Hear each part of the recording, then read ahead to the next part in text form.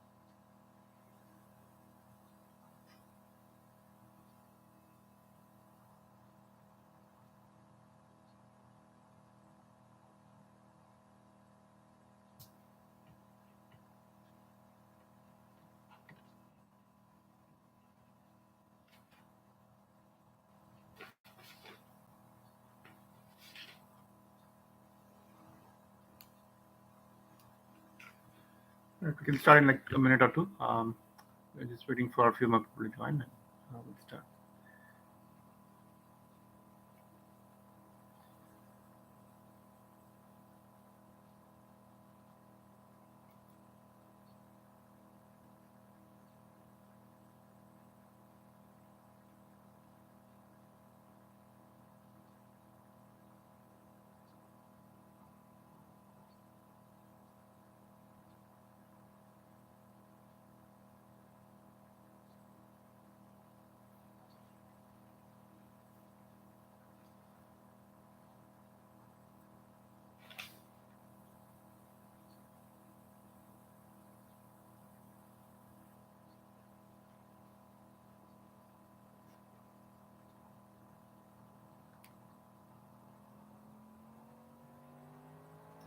But I guess we can start now. And I'll start off with the Shanti mantra again of Nasadiya Suktam. And, ॐ वाङ्मे मनसि प्रतिष्ठिता मनो मे वाचि प्रतिष्ठितम् आविराविर्म एधि वेदस्य माणीस्तः श्रुतं मे मा प्रहासीः अनेनाधीतेनाहोरात्रान् सन्दधामि ऋतं वदिष्यामि सत्यं वदिष्यामि तन्मामवतु तद्वक्तारमवतु अवतु माम् अवतु वक्तारमवतु वक्तारम् Om Shanti Shanti Shanti. Hello everyone. Let's start off this session again today with, as usual, we'll talk about the last week's session for some time, and then the things that we discussed last time, and then we'll have a new subject. Today we have taken up the subject for discussion of mind. So hi Rajan. Yeah. So it's going to be really a nice session again with some new things which I'll be sharing. Some new mindfulness tip towards the end, and then we'll have uh, a new insight into the new technology, the technological developments in field of mind, and how people are researching and doing stuff in that currently. And again, it's also part of the first question that we had in the first session about what is consciousness. And so I had uploaded some videos in the channel, which would be useful in these seminars, in this Saturday mindfulness program every week. So I'll be doing the same thing the next week's, following weeks too. All of the things that we need required here in this session would be, I'll be uploading those videos in that beginning of the weekend, so you can have a look at that. It's interesting how the last video which I had shared and uploaded about Dwarka, Svetatsvara Upanishad, and the Higgs boson. So I'll be talking on that also. So let's start off with the things that we talked last time. We did have a discussion about the Higgs boson, right? So the Higgs boson is also called the God particle.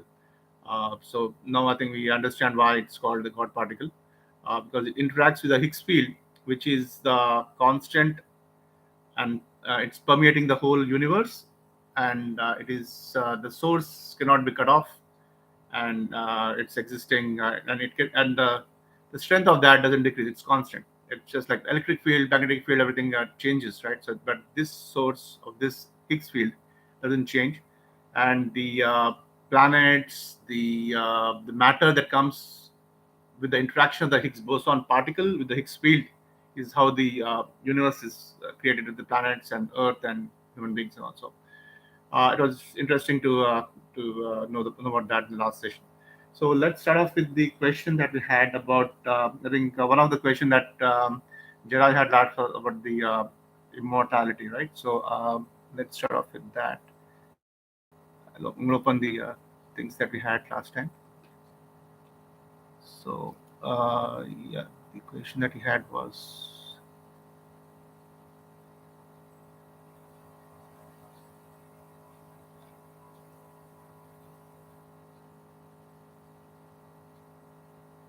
Yeah, so my understanding. Just opening up. Yeah. So, how did the concept of immortality emerge? Was the question. Was it evident since creation? Is it a core element of humans, not animals, creatures, and also interesting question that we had, and I had shared that in the video that I uploaded. That was the Svetatsvara Upanishad, which talks about that, which is also found in the it's one of the Yajurveda. So that's the verse 18 of that, I think it says. So it says that verse 17 and 18 is what I talked on that in the video. So this effulgent and all-pervading Lord, the creator of the universe, ever resides in the hearts of all beings, well protected by the mind, which is the subject of today's session, and intelligence, which abides in the heart. Those who know this become immortal. So yes, so this was being taught, told at the time of creation also. So this is the Upanishad, Svetatsvara Upanishad, and it talks about that. So the God, the Nasadiya Suktam, which says the only one which was existing before the creation, who was breathing in, not the atmosphere definitely, but who started the universe with the tapas. The third verse of Nasadiya Suktam, which I had told in the video. Um, तम आसीत् तमसा गूढ़मग्रे प्रकेतं सलिलं सर्वमायदं तुच्छेनाभपितं यदासीत् tapasastannmahina jayateikam. So with this tapas of the Lord of the Universe, the universe was created, and so there is the architect of the universe is Lord Vishwakarma, according to this verse. Uh, so they all um, um, the lords, the gods, and all were also created at the same time, right? When universe was created. So the other suktams talk about that. That this is again Nasi Suktam is a riddle, right? So it is tries to understand how much we have learned so far from the uh, Vedas and Upanishads that we have learned. From that. So this is just riddle to find out how the student has not got knowledge. So it says the God is the original designer, planner, and creator of countless cosmoses, with countless Lord Brahmas and celestial and mortal artists and architects.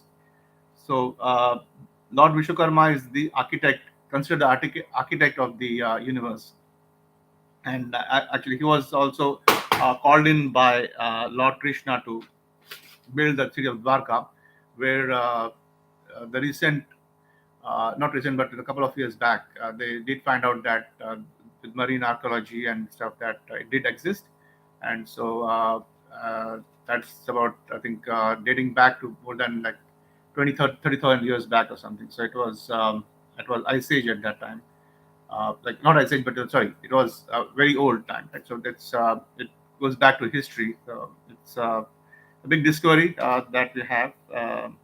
And it also says that the city of Dwarka was constructed in overnight.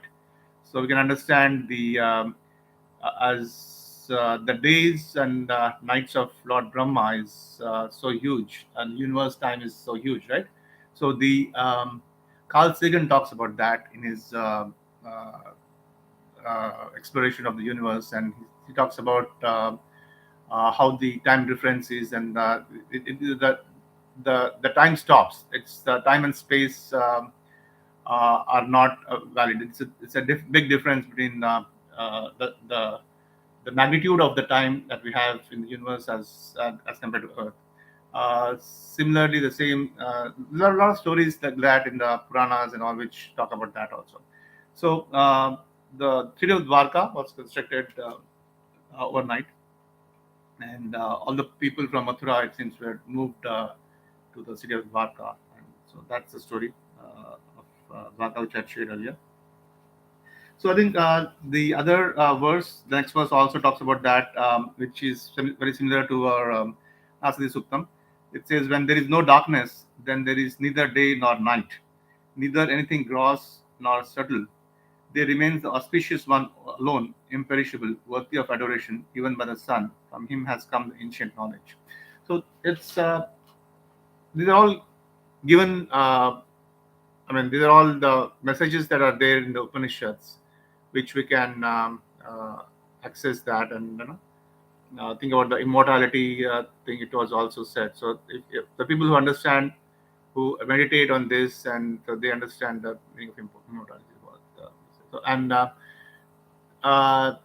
the other creatures do not have the uh, are not as developed as human beings. So human being is the highest level of development in the uh, in the sequence, is my understanding.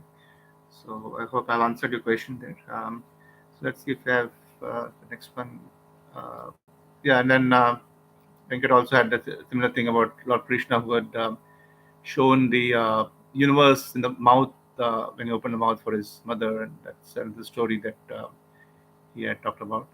Um, yeah, it's interesting how it all comes once you start having faith and believing it that so many doors open up, and you get actual proof of that in your life. I'm looking for other questions that you had last time. I think yeah. So I think we have already covered most of the things, and so there was a lot of discussion about the religions and things here and that. Um,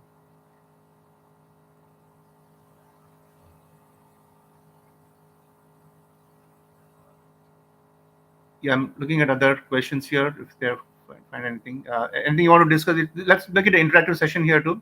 This session also. In case you have anything else to ask, we can talk about that in the last session. And yeah, so Gerard says immortal is generated in the mind of humans following some learning process, but those who expect some immortal expectations without learning then become. Yes, that's correct. That is correct, actually. So let's continue with this discussion about consciousness and mind. So that's exactly what we'll be talking today. That how the mind reacts and how the mind works with the thing. So I think that will be very good point in the next this particular topic, actually. So like positive experiences and negative experiences, and what the mindfulness tip I'm going to give you in this class, right? So it all uh, connects with the question that you have. Yes. So let's continue on with the other thing here that we had last time. So again, there'll be like the five goals of NAM are again, technology and youthfulness, youth empowerment, family forum kind of thing, and so we're talking about the how we can develop into that. So yeah, let's continue on this thing. Thank you. Yeah, Ashwin. So I think I've covered the last question that we had, and again, the Higgs boson. I think we are. It's called the God particle, and he was also impressed. Vikram was impressed by the Nasadiya Suktam, and he talked about that also. So it's interesting how we're all. The science is coming to terms with whatever the old spiritual knowledge of the Upanishads were given to mankind. So it's nice to know that. So let's start off with the again the new topic now, the mind. And before that, I wanted to say something about the current situation here. There are a lot of recently there's some developments that happening in our city here where people are uh, so there was a shooting incident which happened recently. So it's a very sad and uh, it has to be taken in a big perspective here. We need to understand, because the mind is so complex. It could have there could be sudden instability in the mind too, right? So this is whatever we're talking about is not going to be uh, a general applicable rule for everyone. So there could be some problems with certain situations and certain human beings too, right? So there so the consciousness that we talked about, the way that there is some gap in the way that the actions happen from the consciousness thing. So people react to different things in different ways. Uh, so some are uh, some have physical problems. I mean, like bodily problems, right? So that has to be addressed with the medical community. But overall, even those people will also who have things by practicing mindfulness techniques would be helpful for them for sure. Uh, but I just wanted to put it out before we talk about the mindfulness program again today. Let's see about. It's okay. So there is the new thing that I'm going to talk about today is about the. We have all seen about the positive experience, the effect of positive experience, right? So there is some patents, and some people are talking about in the New York University and Carnegie Mellon University about uh, the uh, promises of like it's the same thing. It's the negative experiences, right? So it's the power of negative thinking. It says the mind and brain. I'll be talking on that, and again, it's actually back to the positive thinking, because a lot of negative thoughts have to be turned over as positive thoughts again. So that's what the people say. But I'll just briefly talk about the what the power of negative thinking is. So there were actually uh, it says if you have less expectations of the outcome, then the acceptance is of that particular situation is very good. Uh, but it's very negative thing, right? It's a very negative aspect of whatever they were talking in this particular research that they did at New York University and Carnegie Mellon. But it says if we are expecting something bad to happen and we are prepared for it, we brace ourselves for it, and then so the result of the pain that we've got to experience is going to be less, is what they're talking about here. So, but um, and then again, it says that to make it better, we've got to change over the negative thoughts to positive thoughts. So it's always the power of positive thinking is really good in this. And people who have cancer, people who have other issues with health, they are the one who you know these are the outliers. These are not the general things. So they were talking about the outliers in this. So it's important to see where the new technology is going in the mind direction, right? So that's what I wanted to share that today. There is research going on in the psychiatry, and there is again the mind is also really into the neuroscience field. It's completely different from the neurology. So there's another field called neuroscience, which can go and look it up, and it's kind of interesting how the neuroscientists are dealing with mind and its effects on the wellness and being of people, right? So it's um, the mind is so it seems in this particular thing which they're talking about negative thing is the frontal part of the brain cortex that is affected. So there's uh, that research says that you know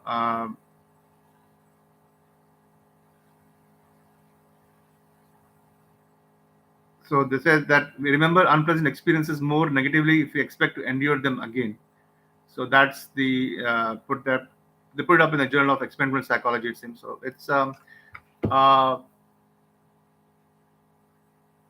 it's a new thing that they're talking about, and in the case of the Hindu dharma, also they talk about karma, right? So karma is actually it's taken by many people in a very wrong thing. So it's not that it's going to stop you from achieving whatever you have, because your fate is like set up like that with the whatever you have previous past karma or whatever it talks about. It's not that way. It's a subtle force of nature. You can think of it as a subtle force of nature, which can be overcome by doing different things. But or it can be decreased, or it can be but um, yeah, it's a deep subject of karma. I'm not going to go into that. I mean, it's there is different actions and different things you got to take, and so for this particular talk, we'll focus on the spirituality of the mind, and how the tip that I'm going to give you is will be about the it's called viveka. Uh, there's how the first tip was on breathing to calm your mind yourself. The second one was about how to feel gratitude of everything around you, right? Uh, the third one would be once you do that, uh, for any situation that you have at hand, we need to have the discrimination of what is real and what is unreal. What action you're going to take towards that is very important. So that would be the mindfulness tip for this particular session. So it's called the Viveka. Uh, Even the name Vivekananda comes from that. So it's uh, there is two things which are which you have when you have the Viveka, you get into Samadhi. That's the ultimate part of the yoga that they talk about. So that's another field that. So basically, we're going to focus on this talk on this aspect, and not the karma and other things which so that actually is a big subject. And even In fact, Bhagavad Gita has a verse on that which says it's very uh, like uh, very vast. So I'm going to talk about that, and they're very mysterious. So the verse 17 says, "Karmano yapi bodhavyam cha vikarmanaha, akarmanascha bodhavyam, ghana karmano gatihi." The truth about action must be known, and the truth about inaction also must be known. Even so, the truth about prohibited action must be known, for mysterious are the ways of action. So it's like uh, it's a huge mystery of the action. That so it's a big subject. I'm not going to taking up that on this thing. So it's uh, let's think of it as example which I heard by Swamiji last week sometime in Atma Bodha, I think. He was talking about think of it as uh, when you're riding a ship, right? The wind is one of the factors, which is the subtle nature, which it could be that particular day. It could be different. It could work with you. It could work against you, right? So, but you can reach the destination also. Uh, so, and the main thing which I wanted to convey here with that particular mindfulness technique is to be able to let the cloud pass by, right? That's what it is. If there's something which is not happening according to whatever you wanted to happen, uh, and you have done the maximum whatever you can do, uh, and so if you have the right actions which you have taken for that, and then then we just have to leave the rest for the time to take care of it, and then it does definitely, you can reach the destination sometimes to your satisfaction, sometimes you're not. So it's again, there is you can fight the cancer or you can heal the cancer. Is that will be the next subject that I'll be talking about. It's particularly very interesting how that one of the doctors was talking about that. So he says, you can, once you try your maximum whatever you can do, and if it's not reaching the fruit of that particular action, then we can just let it go, and then let the time take care of it, and then it's going to settle down and we're going to reach the destination. And so the first step, calmness, breathing thing, and then uh, the viveka that you take, the actions that you take between these two. So let's talk about the mindfulness technique now, and how to do this. In order for us to decide uh, what is right action and what is wrong action in a particular situation, we should be able to discriminate that, right? So I've uploaded a video about the attributes and qualities of the of Lord Krishna. When he talks, it's just a fraction of that in the, I think, in attributes in the chapter 10, verses I think 19 to 39. I think I uploaded that. So in those verses, he talks about Lord Krishna talks about all the attributes of things. So those are things which are real, which are, so whatever action you're taking, take it in a way that try to distinguish between the real and the unreal, the truth and the untruth, right? And then uh, have dispassion towards the untruth one, and then passion towards the truth. So that gives you a right mode of action, is what I would say. That's the other uh, yeah. So there is it's very hard to to get into that state where you cannot be moved by things which are not going your way. And so the Bhagavad Gita, there's a word called Sthita Prajna, where your mind should not be disturbed, would not be disturbed when you reach that particular state. It's very hard to reach that, and it's done by hearing, uh, you know, uh, the knowledge, the true knowledge, and then contemplating on that and meditating. It's called Nididhyasana. So that's the thing, and you got to just be centered in that reality for some time in a day. Uh, it's very hard for even people who are into that to be there in that state for all the time. So in that particular situation, when things are not going your way, that could be one of the options that you can do, and I'm sure that would be helpful. Um, so the right discrimination and then dispassion towards the detachment towards the untruth is what I would say would help you a lot in that. So that's the third mindfulness tip that I'll be no, was talking on this film. Um, so the mind also does become restless and sometimes it's serene, right? So on unpleasant things and pleasant things. So it's very important, very uh, you know to be mindful of that particular situation and then not be disturbed. It's not easy, but by practicing and hearing and contemplating and then meditating during that certain time would be really helpful. uh, I did upload video about meditation as per the Bhagavad Gita. It is given in that. So we'll be taking up in the next classes about meditation and how to, what types we can do that. But basically, right now, the first tip, the breathing would definitely calm you down in that situation.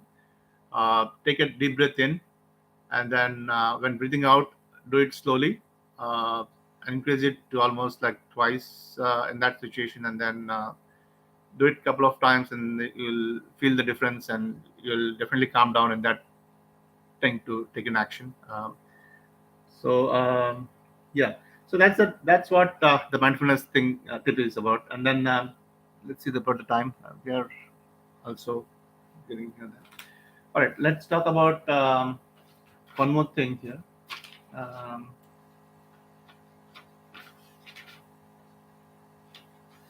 you have anything? Let's make it discuss. Anything you have? Please feel free to type in there, and we can discuss that. We can. So no, we have to make sure that we are creating awareness of this and of the technology and the research that's happening in the spirituality, right? So it's important how the mind research is going on currently. So of course, the importance of positive experience and positive thinking is very important. We got to be mindful of that for sure. So that's let me open up that here.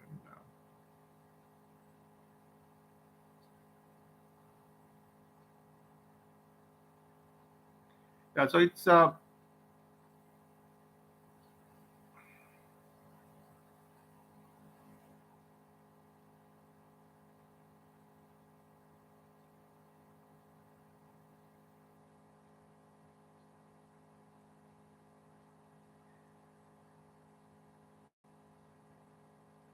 so in the case of happiness, so it's part of the brain that's responsible for the negative thinking is the right prefrontal cortex, PFC. They found out that's most responsible for the negative thinking. It seems so. It's new patent and new technology they are doing in the psychiatry and psychiatric field, which is published and so it's but there again you have to revive your brain from negative to positive thinking. That's what is told in the research also, because in order for you to refrain your brain from negative thoughts and taking wrong actions, it's very important that you have to be aware of your thoughts. So we remember we talked about the intention, the beliefs, the and then the faith, and then the actions. So it's very important to be aware of your intentions. The That's how it starts, right? The thoughts. So again, the thoughts are very important in a lot of other activities of the action itself. So in this recent instance that happened in our city, it's the uh, that person was again regretting on things that he's done. So this is exactly what happens when uh, the person has an issue with his with the uh, mind, with its mental attitude, or as actually a problem. And then it could also be you know that he was not getting the right experiences around him, and so he was getting frustrated around. So a lot of things happen. So be careful and be aware of your thoughts, and try to see what is triggering that thought, and try to take action to decrease that, and let it not go to an extent where wrong actions we are taken on that. So it's very important the intentions are proper.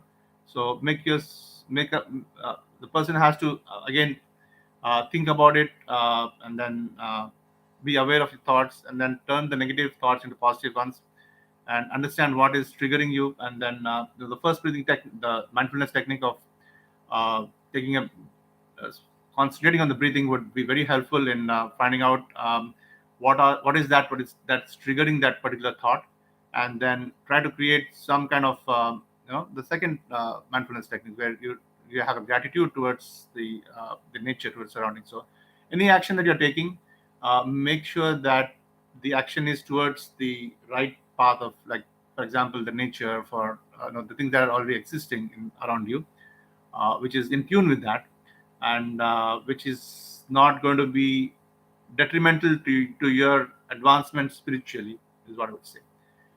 Uh, so that would be the mindfulness technique that we talked about.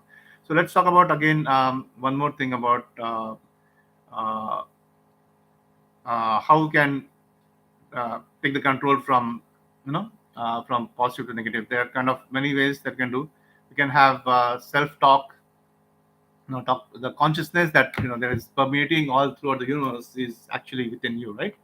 So there is let's talk about a few minutes on that, if we have time on that. So let's talk about what the it's a very, very deep understanding of the consciousness that we start off with the first session, right?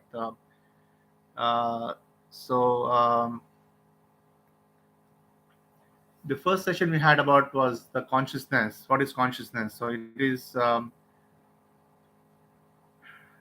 think we are it could be uh,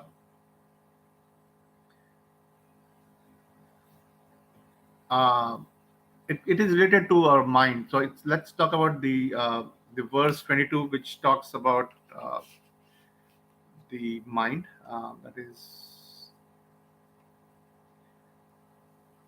uh,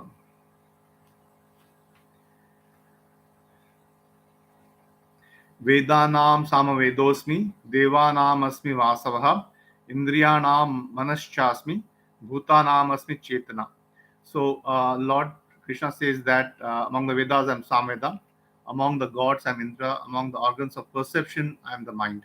So, I'm the consciousness in living beings. So,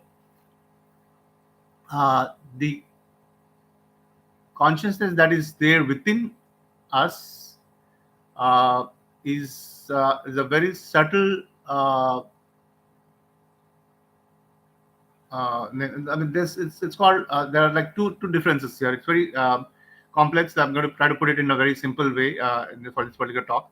So the physical body is what we have, and there is another body which is considered a subtle body. So the subtle body is what is connected with the. It's called a sukshma sharira. So so in a simple way, if you kind of think of, that's what is it's actually a reflection, or it's very connected with the actual consciousness which is around. So when you talk about that uh, sukshma I mean the jivatma, or what do you want to call within our subtle body, that's what is there in all the different the the human beings and animals and all the things. So that's kind of the same consciousness which is existing within us. So that's the Advaita philosophy which talks about. So and then the mind that you have, that we have, that all of us have, is uh, is very developed when compared with other creatures. So there is a power to discriminate what the right and wrong, uh, and to take actions depending on that.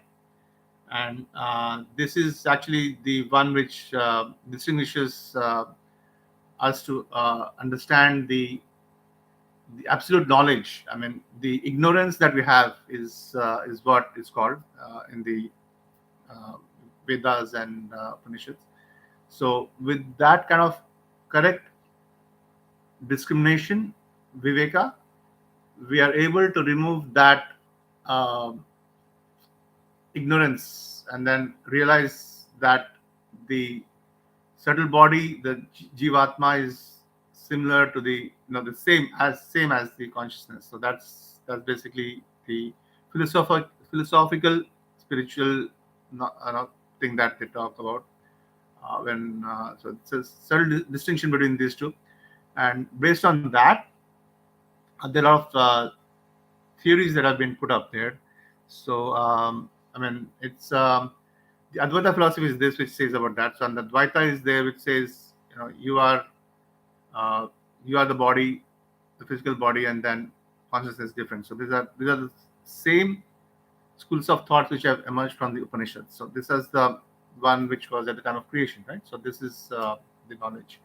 So once we get that knowledge, and then the right discrimination happens, and then you do understand. So the union and those things happen automatically. So that's my understanding again. So it's kind of a little complex. I try to put it in a very short way. We have certain time left here, and we any questions we can make it interactive. Anything we have, any questions we have so far, we can talk on that. So the I didn't talk more about the neuroscience field now. Let me talk about the advances that are happening in that. So there are the different field called neuroscience, and neuroscientists try to deal with different issues that people have, which is particularly brain related issues, which you know um, are affecting people, like for example autism. It's also one of the things, and then they have uh, like for example the stroke patients also, they had to have for them also. So it's very I mean, the thing is, because there's so many things that get affected in the brain. So it is not that everybody would be on the same page to get relief from that particular group of science. That's neuroscience. So it's a very vast field, and it's also very interesting.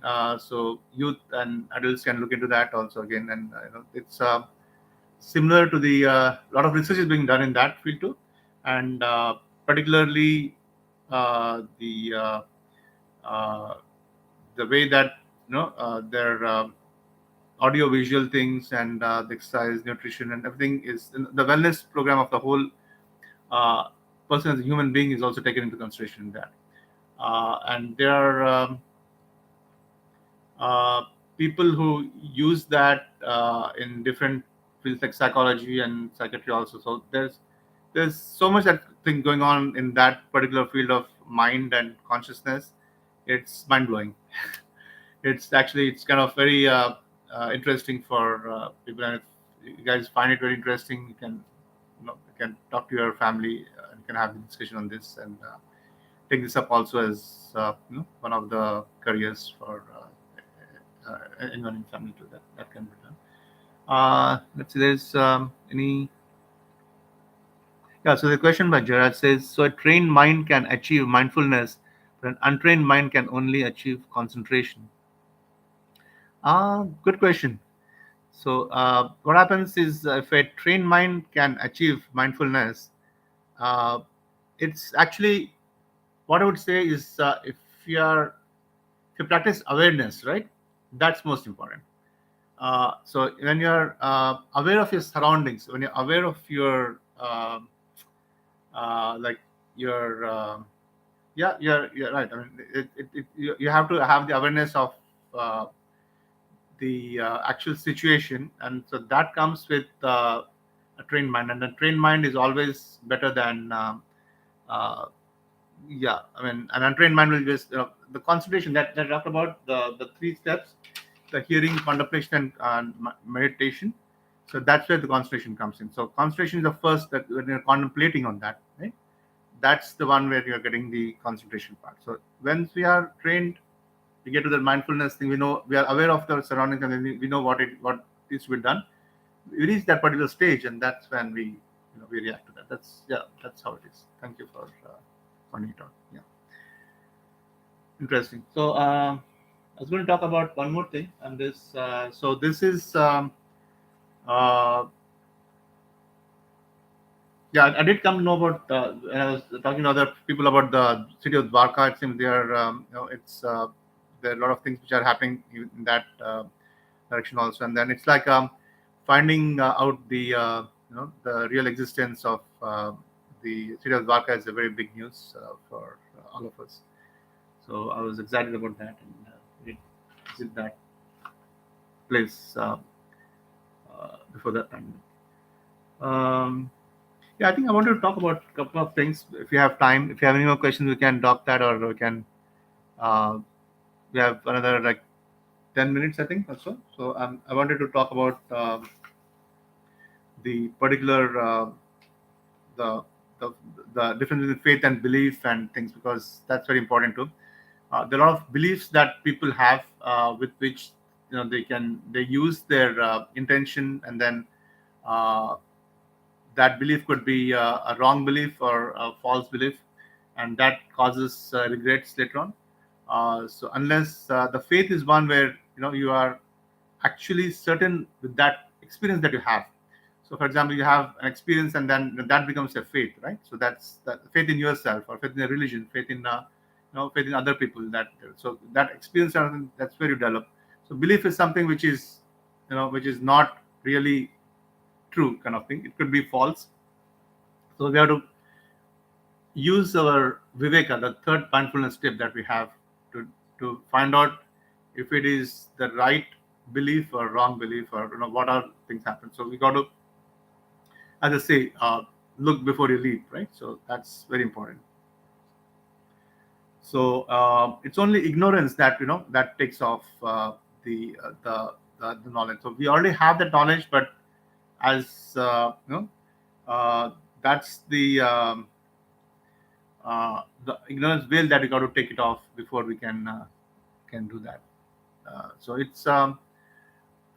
comes with again practice, with concentration, with mindfulness techniques, and definitely that has to be in tune with the nature and all surroundings. That gives you more peace, and so and no harm to other people, right? So that's unselfish actions would be always good. I think Raj has some information here. Since on incident which happened, dots connected well before that means the people involved to be at that place. Okay, it says about this is driven by past actions of the individuals involved, which could have been reduced by practicing. One of them is bhakti yoga. Yeah, that is true, but pretty true. I mean, there are a lot of people, but I came across thing. The people follow different religions, right? So it's not that people know about the religion. So it's there is different religions which says that the God judges and God punishes, and things like that. Which, and then in Hindu religion it's the doctrine of karma. So there. um it definitely helps people, right? And people who knowing that and stuff. So again, as you said, you're right. The dots are to be connected much before that to make people involved to be at that place at that time. So yeah, there are certain things which happen, and so once you open up your gratitude towards what is happening around you, then the universe works with you, right? So that's what happens to people. So feeling gratitude and feeling uh, the oneness of yourself the true you with the nature uh, would uh, would be effective in that sense. So once we have the gratitude, and then we can easily go to the next step of mindfulness. That's the distinction between the real and unreal, the truth and untruth, and then the right actions can be taken can take place. So it's kind of this comes to the practice, and then being in that state for a certain number of time in a day would be helpful again. So it comes to the practice again. Um, so let's talk about um,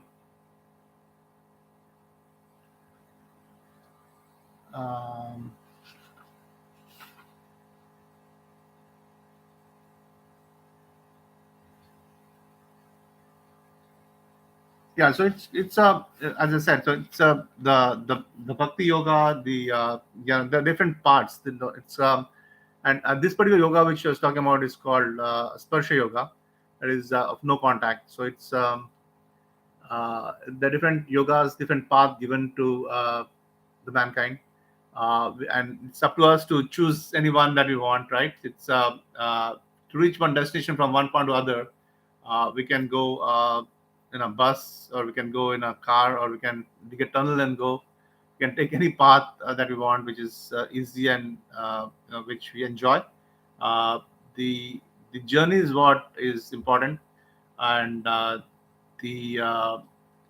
uh, feeling gratitude and feeling the right amount of uh, things that you're doing to help and be in tune with the nature, and doing that uh, uh, taking right actions would definitely increase the result of you being happy, or we being happy. That's my take on that. So basically, once we change our own behavior, once we change our own thing to whatever we are looking for, if the action is not giving us the right result, then we get into the uh, unhappy mode. So again, that word talked about the sthita prajna, which is important in our day-to-day life, is also very important, and it's very hard to achieve that. But no harm in trying. It's to be the same state of mind when you're feeling happy, when you're feeling sad, is possible to achieve, and that's easily achievable once you remove the veil of ignorance and understand the true knowledge. That's what the Upanishads talk about, and many verses, many places actually. So it's very important. I think I've covered most of the things, and unless we have any more questions, we can wrap up for uh, this talk today, and the discussion that we have today. So the first thing that we discussed today about was I was going to uh, talk about all the things we talked. List out the things that take away from today's thing. So we talked about the achievements, the career path that people can take. So there's new developments happening uh, in research of the mind, the positive thinking, the power of negative thinking also. But then again, I would caution that it's even the negative thinking we have to put it back into positive things. So it's important. The second part is we talked about how we can, instead of fighting the cancer, we can heal it. Right? These are the outliers, and it does happen. It does help people to to heal yourself there with different methods we talked about. That's the second thing. And then the mindfulness tip was to do the viveka, discrimination about the truth and untruth, and then that's how people reach the concentrated mind, like the samadhi, where nothing affects you in that, in the sadness or sadness or the happiness at that time. So that's basically what the state of mind that people can achieve, try to as a goal to achieve that. So that's the fourth takeaway about that. And then I think we did talk about the new the spirituality, about the connection between the consciousness and the mind, uh, and uh, and and when people the difference between the consciousness and the sukshma sharira and the thing, it will subtle to understand the subtle body and the physical body, kind of thing. So it's a spiritual path, spiritual knowledge that you can you know, talk to our own gurus and learn more on that. So I think that's about it for now. Unless any of you have any questions, no, we can wrap it up. Um so I hope this session helps. And the next session we're going to have, we'll talk a similar thing on this, and then we'll also talk about the medical devices that are being done, as well as you know the spiritualities intersection again in that. So it's very interesting how this we have covered some of it in this session too, and we'll continue on this particular subject. So the two main hot topics of which start off with the first two sessions are still very very interesting, and very lot of research is being done in those fields. The first question is, what is consciousness, and what is the hard question of consciousness? It's if you can Google that and check out, and you'll find so many research being done, because if that answer to that question is found out, then it's a pretty big uh, achievement. I don't think it's very easy. So it's very very difficult question. Um, and Vedanta is not the only answer to that, but it's being the very oldest knowledge that was given to mankind, which says that everything is in consciousness. And so that's what the first question was. And the second question was, what is the universe made of? The matter, right? So the Higgs field and Higgs boson is each talked about. So these are two fields which will be, which would be, all the things that we have currently so far fall into these two broad areas. These are the two important questions that scientists are, baffled with so far. And finding the connection with the brain link, which you talked about earlier too, is the same thing which they're trying to do it here.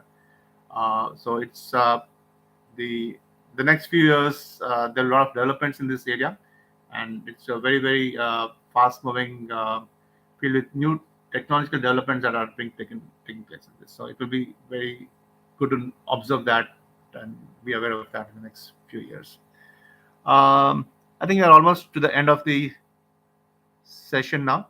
So let's do a prayer and end this session. Um, Unless you have any more things, we can talk, and I'll talk about the Nasadiya Suktam again one more, no, some of the verses in the next classes. So again, it's a riddle that is very impressive. It intrigues a lot of people in finding out exactly like what who you are, right? That's the main thing. Like, so are you the uh, when we talk about it today, are you the body, the physical body, or the subtle body? So it's a very uh, when you contemplate on that, when you try to meditate on that, it gives you a very very different kind of perspective of life. So with that, I think let's do the prayers, and we'll end the session today. Om Purnamadah Purnamidam Purnat Purnam Dachyate Purnasya Purnamadaya Purnameva Vashishyate. Om Shanti Shanti Shanti. Thank you for attending. Let's hope you'll join again next week for an exciting subject about the medical devices that are being used these days, and the technology and things. So there are a lot of things that you might find interesting next time too.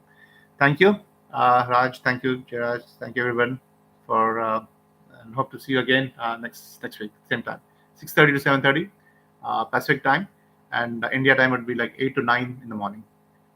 Thank you. Bye. William.